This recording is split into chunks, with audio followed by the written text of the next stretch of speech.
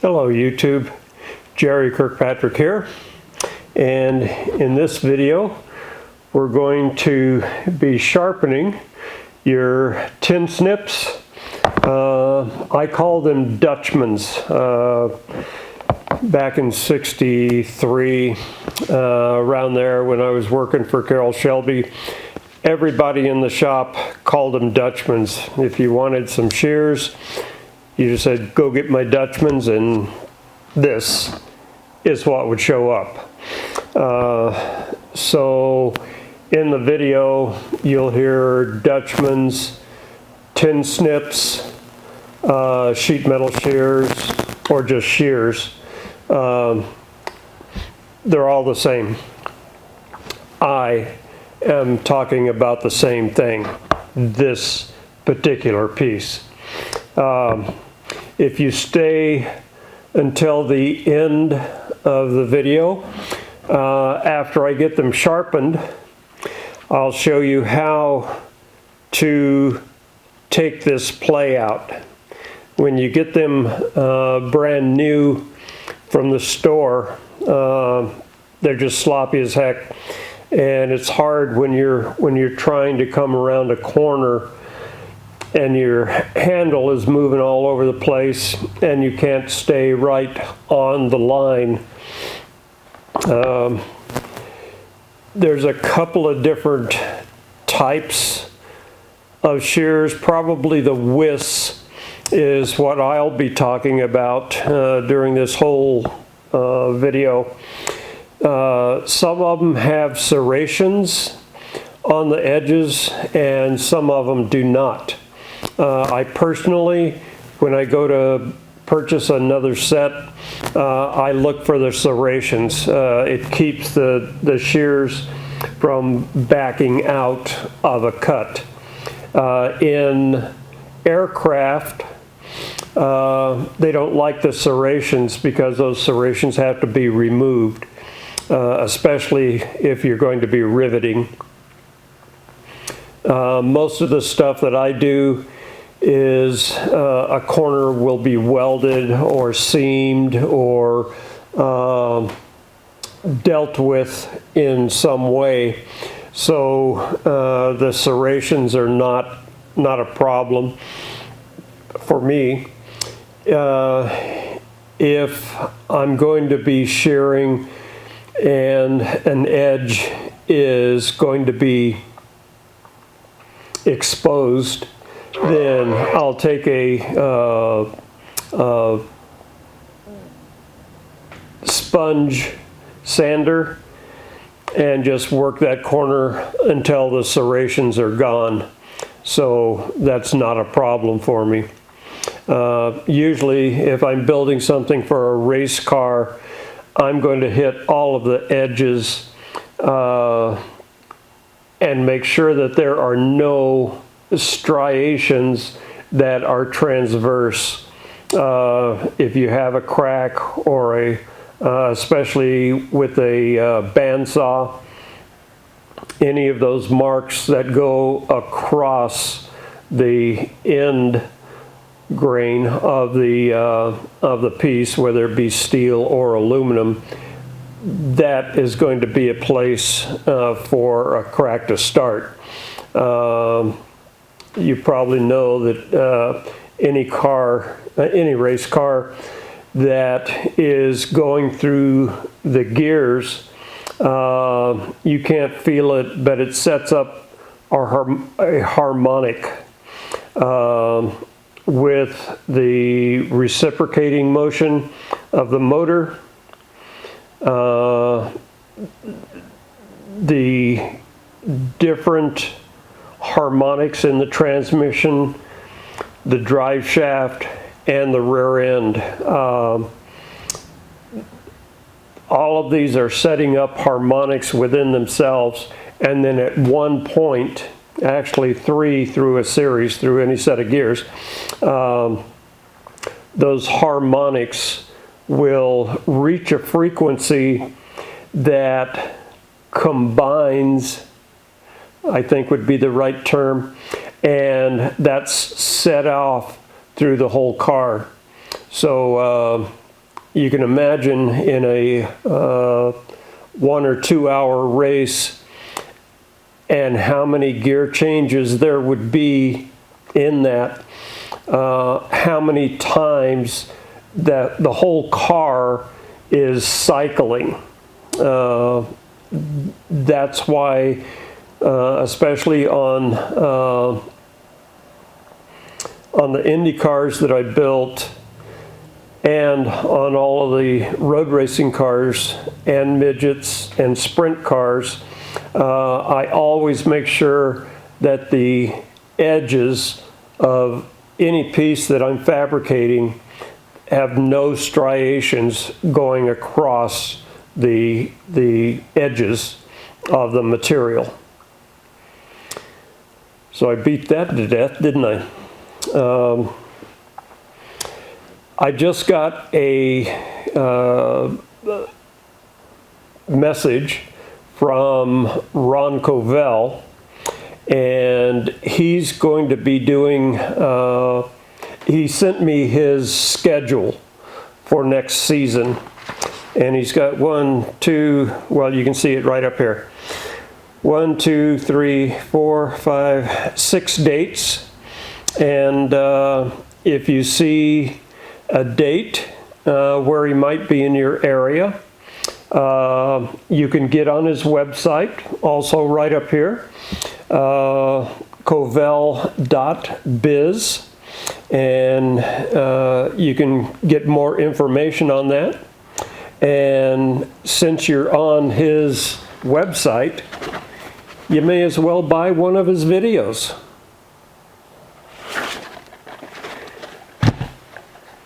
So enough for the commercial. Let's get over to the workbench, and I'll take these apart, and we'll go through the shearing edges. I'll show you the striations and where the mating surface for the pivot is, and then at the end of the video, when I reassemble them, I'll show you how to take the sloppiness out of the handle, and I'll show you how to adjust the load on the pivot point. So let's get over to the work table. So here we have all of the pieces, the 2 shearing blades off, the handle, there's the little latch, this is the pivot bolt, and you'll notice that there's a Belleville washer that goes on this bolt here. Make sure you replace that. Don't throw that away because it's a little thin washer. Being a Belleville, it allows you to put pressure on the mating surface without causing friction. It just retains a certain amount of pressure on the pivot point. And the way you can tell that your blades are dull, one, they'll become a little bit harder to shear, to use, but that happens over such a long period of time, you really don't notice that the amount of pressure is varying. They just get dull slower and slower. But one way to tell is you'll start leaving a burr on the top of one piece and the bottom of the other. So if you take your Dutchmans, even before you disassemble them, open them up, and you can look right on this leading edge, and you'll see the light refracting off of that area differently than this whole surface. This surface will be one color, but as you rotate the shear, you'll see a very fine line right up in this area, and it'll usually be a little bit more silver because that's the area that's doing the work. So I'm going to clean this whole area off with some lacquer thinner, and then I'm going to put some Dykem on it. So as I'm sharpening this area here, I'll be able to see, as long as that little blue line is still there, I'll know I need to go a little bit deeper. One thing that's very important is from this point here, which is the pivot, all the way to the tip have to be in a single plane. So as you're sharpening them, make sure you don't just sharpen down in an area here and leave a high spot up in this area. You have to get all the way from the mating surface, top to bottom, from the end all the way to the tip. If you don't get this whole surface, both surfaces, perfectly flat, then they're going to be out of adjustment. So let me get some, clean these off, get some Dykem on them, and we'll come back as soon as I get that done. So it's been exactly a month since I shot the lead in, the first portion of this video. I shot that on New Year's Eve. Today is February 2nd, a month. I got the shears apart. I opened the can of Dykem to put the Dykem on the shears. Got sick to my stomach, and I was down for, well, I was down for 2 weeks. Took me a week to get into it. Got the Willis crud, as we call it, affectionately. And then for the last, well, this whole last week, I just felt like I've been drugged through a knothole. So let's get on with sharpening these shears. So here you can see that I've put Dykem on this whole flat surface on both of them.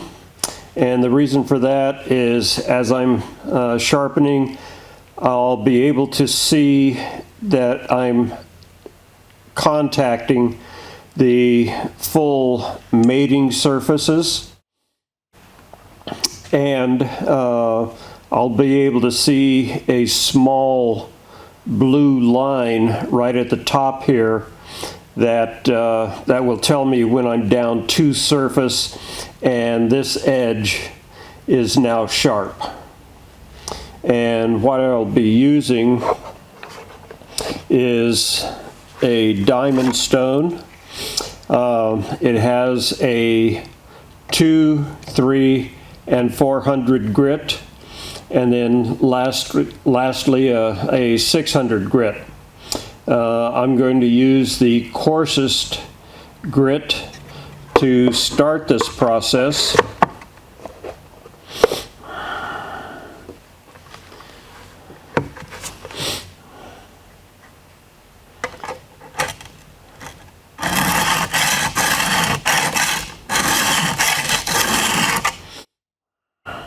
And you can see that I'm making contact all the way along, and I don't know if you can see the little blue line that's left on the top.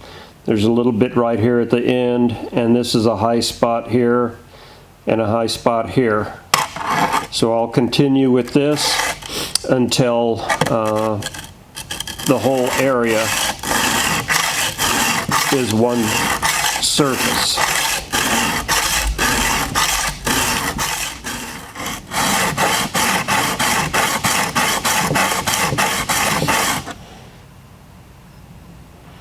So I've already finished the first one, and on the second one it's taking a little bit more work because this upper portion here looks a little bit low. So I'm just going to hit it a couple of more times so I can see how much low it is. I want at least this contact point to be flush. The rest of it's pretty good. So let me hit it a few more licks and see if I can get this portion here out of there.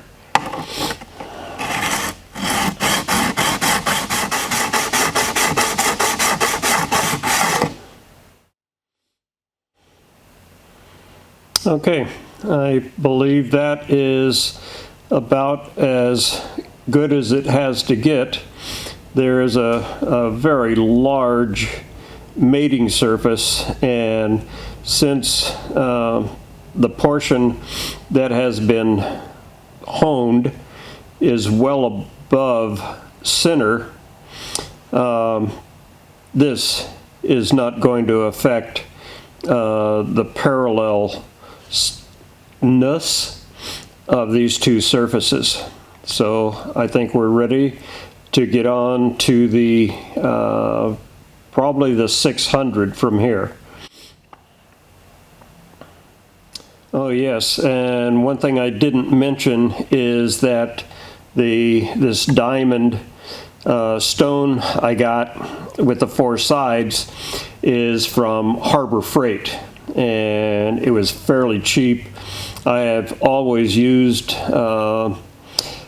my belt sander to get to this point, and then from there go to a double-sided stone and then hone it out. So let's get all of these striations out of here. So this is a nice clean surface.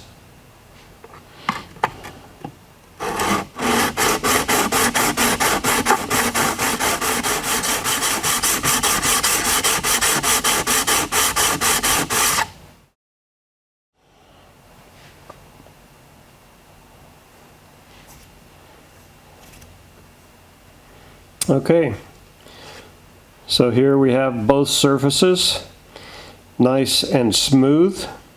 The next thing I'm going to do is go to my old Arkansas stone here. I had this for about 45, 50 years or so. This is what I sharpen all of my gutting and skinning knives with, and it is just a great stone. So here again we have just a few scratches left from the 600, and I don't necessarily need to get all of those out. This has so much power when it's cutting these two surfaces as they come together. I work mainly with thinner material. I don't think I'll be cutting any 16 gauge. Everything will be thinner than that, and aluminum. So these are going to be plenty sharp for those purposes, and having some scratches in there, I feel that it will help retain the oil when these are lubricated, just like scraping the ways. When you scrape the ways of a mill or lathe or whatever surface you want, that just helps retain the oil. So let's get these two sharpened on this stone.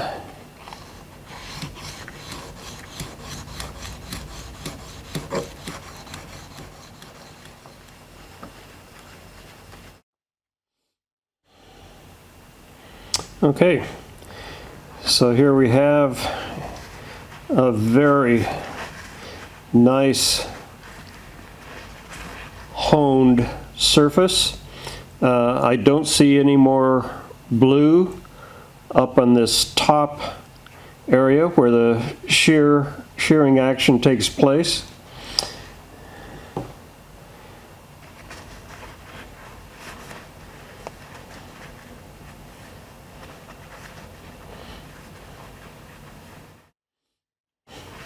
And the same is true on this one. You can see that where I've used the diamond stone on this surface, the blue is actually gone away. So I know this surface is so close to being perfect without. I think I'm golden there. So let's get these things put back together, and I'll show you how to adjust the shears.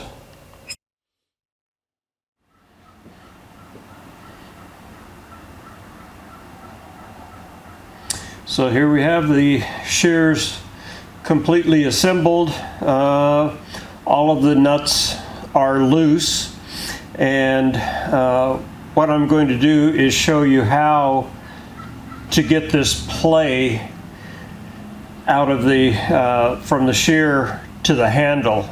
This section up in here is usually pretty loose, and as you're working around a piece, you're always fighting that sloppiness that are inherent in the handles.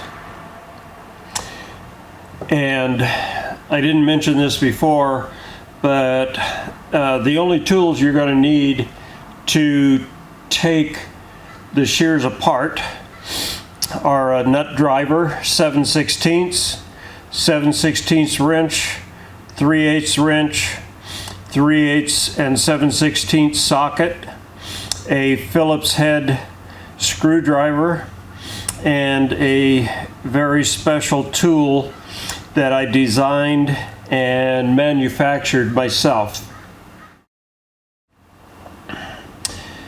So the first thing I'm going to do is place this special tool, which is a piece of 1/4 inch bar stock,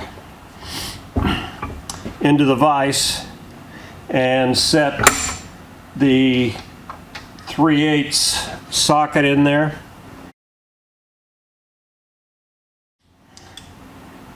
Place that 3/8 socket or nut into the socket and just tighten this down until it stops, and then just back it off a short amount, less than 1/4 of a turn. Put the other one in there.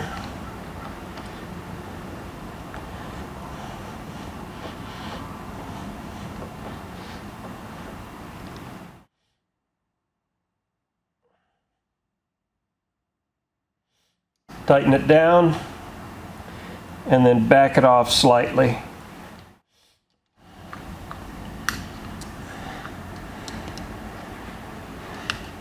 And at that point they should be tight, but loose enough to return. And there you can see it's pretty tight in there. And now to adjust how tight the jaws are to one another. Take the 3/8 socket out, put the 7/16 on, use your 7/16 nut driver, latch the handle,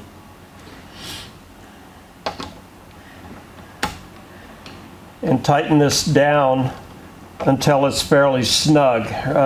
Remember that you have the Belleville washer in there, so even though you loosen it, that washer is going to keep everything tight. So once you get this tightened down, loosen that.